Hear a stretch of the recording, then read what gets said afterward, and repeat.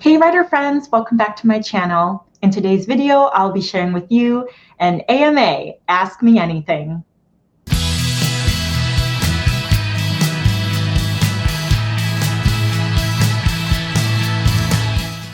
So I have seen these videos floating around a little more recently, and I have done a Q&A before, but it was quite a few years ago. So I thought it was time for a redo, an update on an Ask Me Anything. So I had polled you guys over on my Instagram, that is linked down below if you'd like to follow me there, where I do ask a lot of questions. And I also asked in my communities tab. And I got about 13 questions, so I will be going through and answering all of them.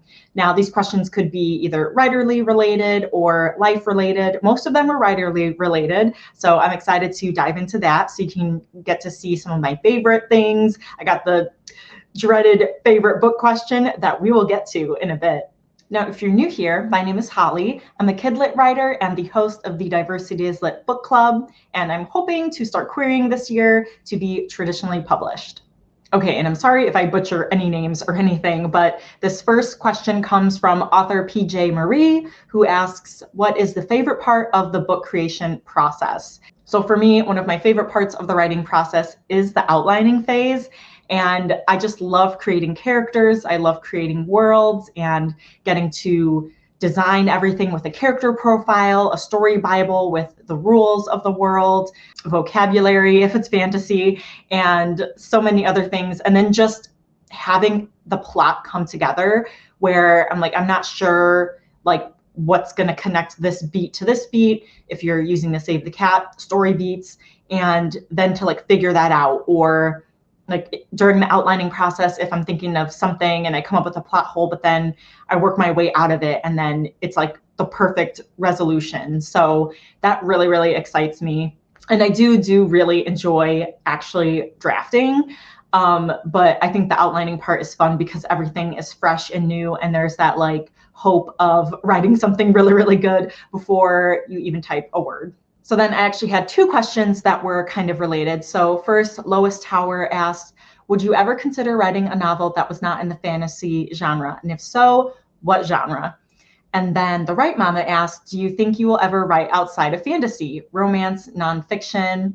So I was really, really excited that these two questions popped up because a couple of weeks ago, I was actually coming to the like realization of what I wanted to do for NaNoWriMo this year. And it's not completely set in stone yet, but I was really, really excited about this middle grade project. And there is some fantasy element. There is a magical realism element to it, but it is by far the most like leaning towards contemporary that I have written in quite a while. So I definitely can see myself writing in another genre. And I would say contemporary would be the first thing, but also I do have a romantic contemporary idea. It's super, super fun, and I feel like I would want to write that, if not for myself, maybe to be published, but I definitely can see myself writing outside of the genre. And so that's why I started changing. I used to say I was a young adult and middle grade fantasy writer.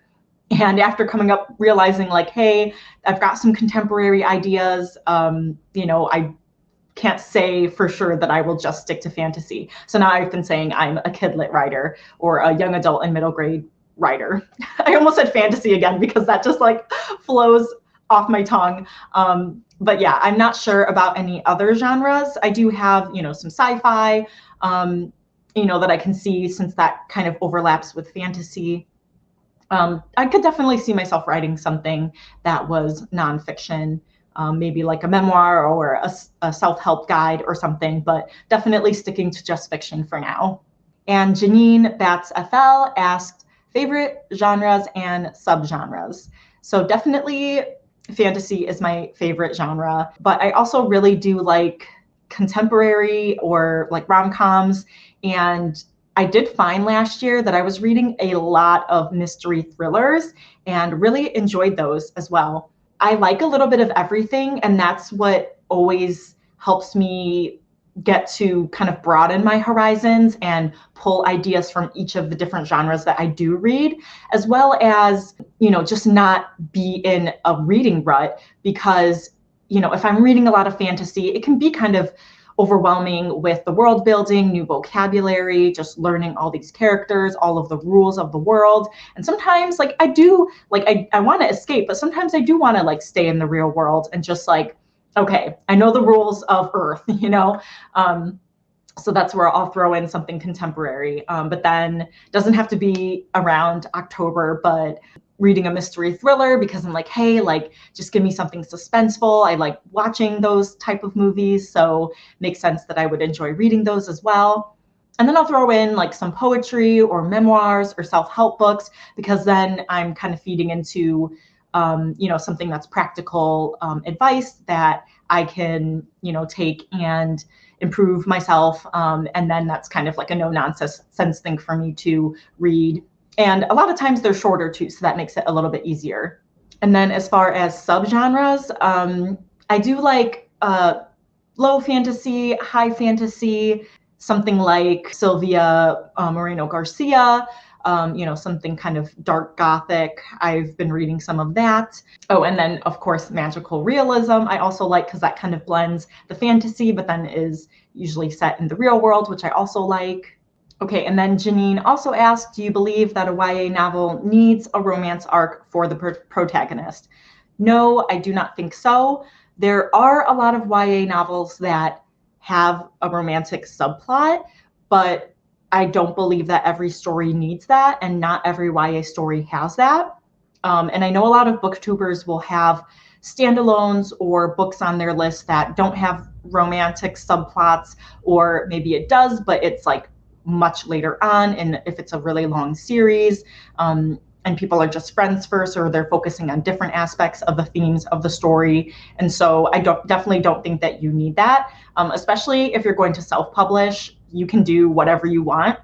TradPub, if an editor might say that they suggest it, you don't have to go with that. If that is one of your no compromises, you are definitely not going to change that in your novel, and your agent knows that right off the bat.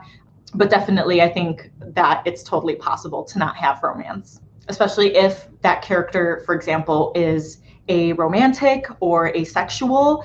Just like I read Tarnished Are the Stars by Rosie Thor, and there are 3 characters that she bounces the point of view between, but one of them is a romantic, and so that's a YA novel, and he does not have a romantic subplot, clearly. Now the other 2 characters do, but that doesn't mean that he had to, and so I definitely think it's doable. Dun dun dun. Okay, here is the ultimate question to ask a reader/writer. By Mavia Writes and Reads, asks, favorite book you've ever read? Oh my goodness, that is a loaded question.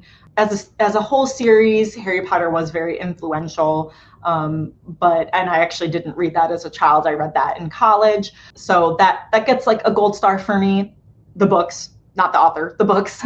But if I had to choose, I would say A Darker Shade of Magic by V.E. Schwab, and that is because I completely got engrossed in that book and had never read such beautiful prose that was still easy to read, and that brought me along that journey of just how much of a queen and writer Victoria Schwab is.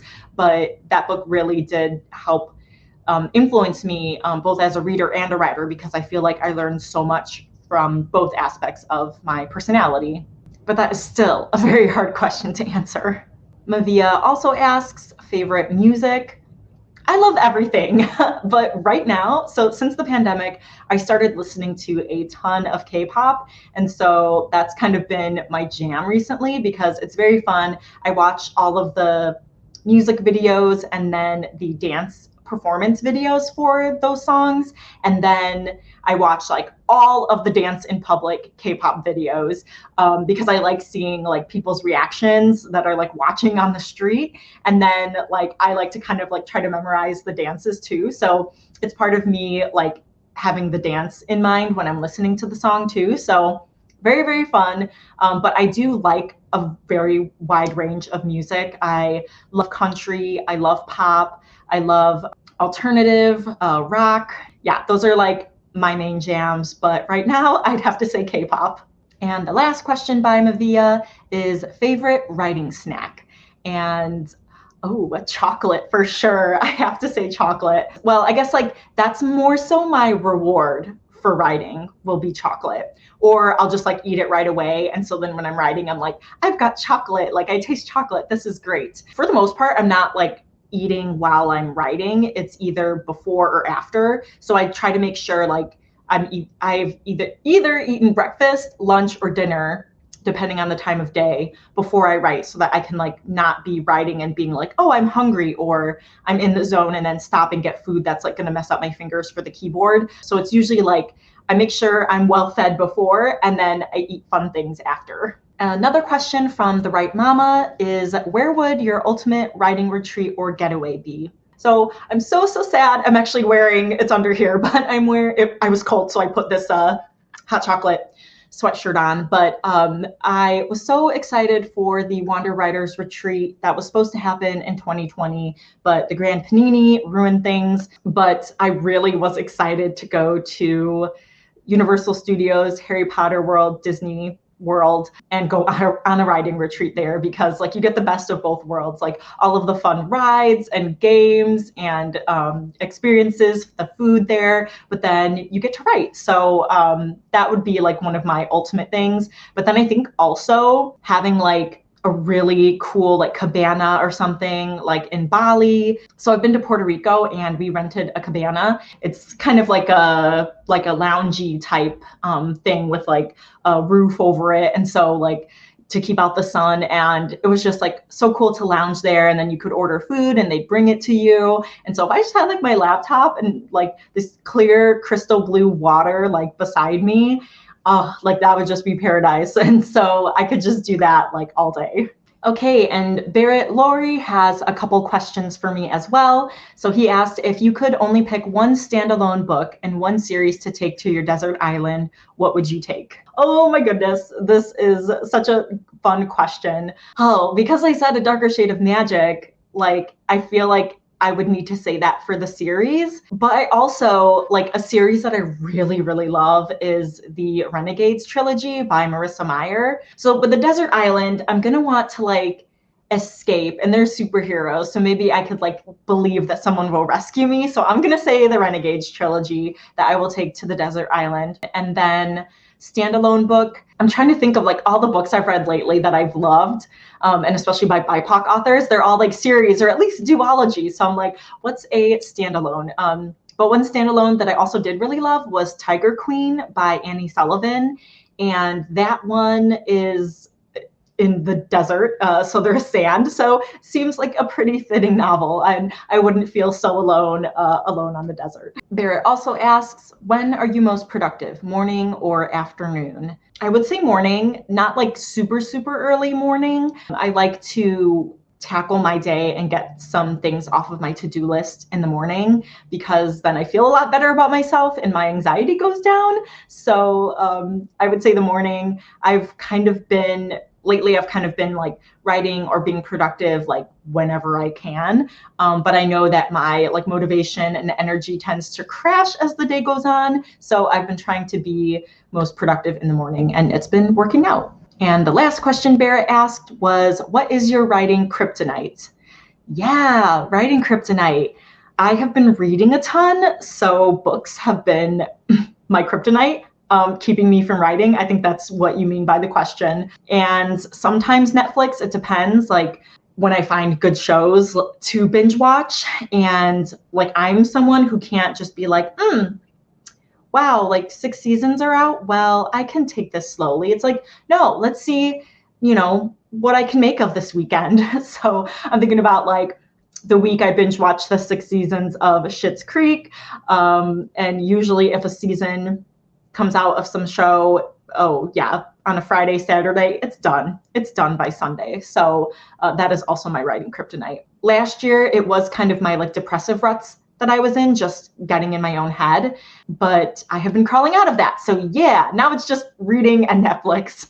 And the very last question that I got for this Ask Me Anything is by my twin, Heather Venkat. She asks, do you prefer writing male or female main characters? What about reading? Now, this is a very, very good question. I feel like, and I've written from both, mostly females, but I have had a couple male main characters. And I feel like I like writing from the female point of view more because, you know, I feel like I can get in their head more because I'm that same gender. So it's a little bit easier for me. If you were asking about like villains versus protagonists, I love writing villains because I am like totally not evil. I'm like the complete opposite. And so I like writing something that I can't write. So you would think I would like writing from the male's point of view, but I'm always feeling like, okay, they're not too much of a cinnamon roll, right? Like I'm not making them too feminine, right? Like this is something a guy would say, right? So that's that. For reading, I don't really have a preference either way. I guess if I had to, I might say male because then I'm getting in the guy's head and I usually can't because I'm not a guy. So I guess I would say I like writing more from a female's point of view, but reading a male main character. Though that is hard because there's been some like kick-ass female protagonists that I'm like, yes, kill it, girl, you're getting it. And so that's also very empowering. So that's I'm not really answering the question anymore. Let me know in the comments down below if any of my answers surprised you, which ones you were excited about. And if you do have any questions that you are curious about, let me know in the comments and I might answer them. So thanks so much for watching and I will see you guys next time. Bye.